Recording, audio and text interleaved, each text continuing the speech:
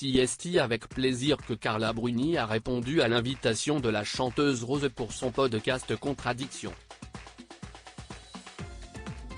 L'occasion pour l'ex-première dame d'évoquer ses quelques addictions, comme l'amour, mais aussi l'alcool, qu'elle a arrêté de consommer. Mais il y a aussi d'autres addictions plus rares et il y en a une que Carla Bruni a dû confesser, ce jeudi 5 janvier. J'ai souffert de toutes les addictions, j'ai commencé par le sucre, très assidûment, grande adepte du sucre, des grands shots de sucre, affirme l'épouse de Nicolas Sarkozy.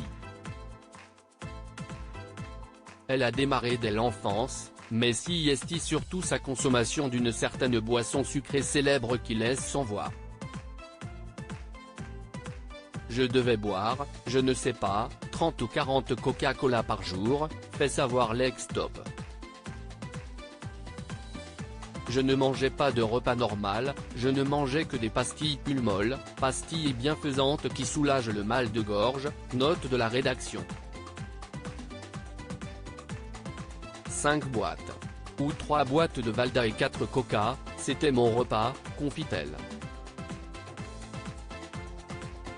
Puis, Carla Bruni a découvert le tabac, vers l'âge de 14-15 ans.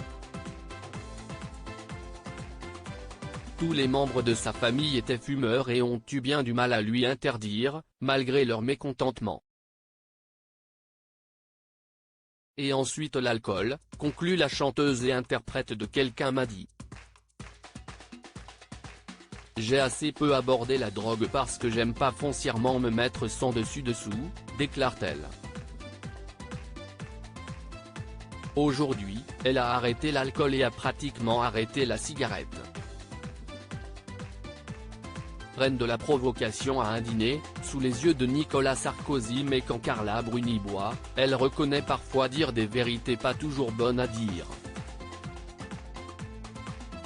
Celle qui partage la vie de l'ancien président Nicolas Sarkozy a ainsi raconté une excellente anecdote datant de cet été, aux côtés de son mari.